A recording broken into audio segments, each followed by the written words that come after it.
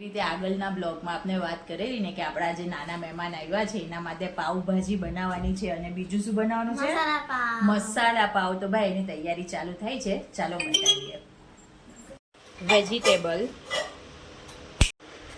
સબ્જી રેડી છે, કટીને ફાસ્ટ શું કહેવાય કે આમ જલ્દી ઝટપટ ફટાફટ એવી રીતે આપણે કંઈક ચટપટું બનાવવું હોય ને તો આ પાવભાજીની રેસીપી જે હું બતાવું ને તમને આજે ખૂબ જ સરસ છે, ફટાફટ થઈ જશે. આ જો હલકી ફ્રાય થઈ ગઈ છે. સૌથી પહેલાં ઝીણી સમારેલી ડુંગળી નાખશું કે કાંદો નાખશું, એકદમ ચોપ કરી દેવાની નાની નાની. ડુંગળી અને કેપ્સિકમ મરચાં જે હતા ને એ પણ સોતે થઈ ગયા છે. હવે ટામેટાં નાખીશું. હવે આપણે એમાં ટામેટાં નાખીશું. એને પણ થોડી વાર સુધી સોતે થવા દઈશું જ્યાં સુધી અંદર બધા મસાલા એડ કરી દઈશું. સ્વાદ અનુસાર મીઠું, હલ્દી, મરચી, ધાણાનો ભૂકો, આદુ મરચાંની પેસ્ટ.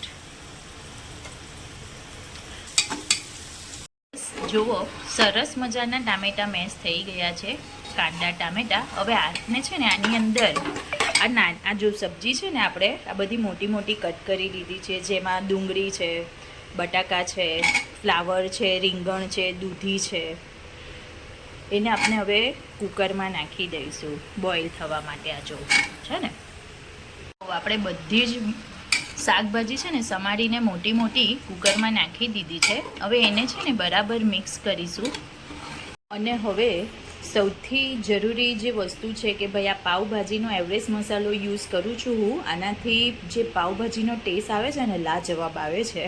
તો હવે આપની આ જે સબ્જી આપણે નાખીને એની અંદર પાવભાજી મસાલાને 1 ટીસ્પૂન જેટલું નાખી દઈશું. સ્વાદ અનુસાર તમને વધારે તીખી ગમતી હોય તો અમારે વધારે નાખવી, અમારે મીડિયમ સ્પાઇસી. પાવભાજી મસાલો નાખીને એને આપણે બરાબર મિક્સ કરીશું અને એને પાણી મિક્સ કરીને 4 થી 5 વિસલ બોઇલ થવા દઈશું. આપણું પાણી બોઇલ થઈ ગયું છે. હવે આ બોઇલ પાણીને આપણે કુકરમાં ઉમેરી દઈશું. આ બધી સબ્જીઓ થોડી ડૂબે એવી રીતે રાખવું. એટલે બધું મિક્સ કરીને મિક્સ કરી દીધું. બધી સબ્જી મસાલો બધું મિક્સ થઈ ગયું છે. બસ હવે આપણે છે ને કુકર બંધ કરી દઈએ અને 4 થી 5 વિસલ વાગવા દેવાની છે. બરાબર?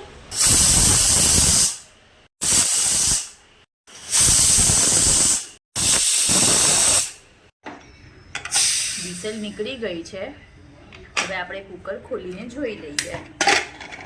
તો ભાઈ સરસ મજાની આ સબ્જી આપણી બોઇલ થઈ ગઈ છે.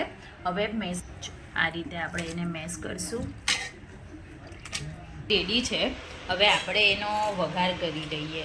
એના માટે આપણે 2 ટેબલ સ્પૂન તેલ નાખીશું, 2 ટેબલ સ્પૂન ઘી નાખીશ.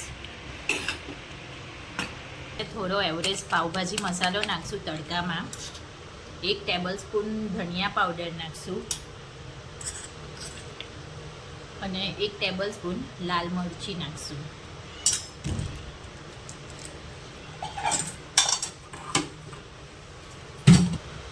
આ વઘારને આપણે આવવા દઈએ. થઈ જાય ને આજે થઈ ગયો છે. હવે એને આપણે ભાજીમાં નાખી દઈશું. હવે આનાથી છે ને આપણી ભાજીનો આખો કલર જ ચેન્જ થઈ જશે. અને ઉપર જેમ આપણે આગળના બ્લોગમાં વાત કરેલી હતી કે ભાઈ કોથમીર શ્રીંગાર છે મારા હબીના કહેવા પ્રમાણે, એટલે હું દરેકમાં નાખું. આ જોઈ લો ભાજીનો આખો દેખાવ જો ચેન્જ થઈ ગયો. જો યમ્મી દેખાય છે ને. અને તમે જો સુરતમાં હોય અને સુરતથી બિલોંગ્સ કરતા હોય તો ભાઈ અમારા સુરતમાં તો જાત જાતની ભાજી મળે. ગ્રીન ભાજી, પનીર ભાજી, હવે તો કંઈક નવી ભાજી નીકળી છે તપેલા ભાજી. આ અમે ઘરે પણ ટ્રાય કરીએ છીએ. તમને ગમશે, તમે પણ ટ્રાય કરજો.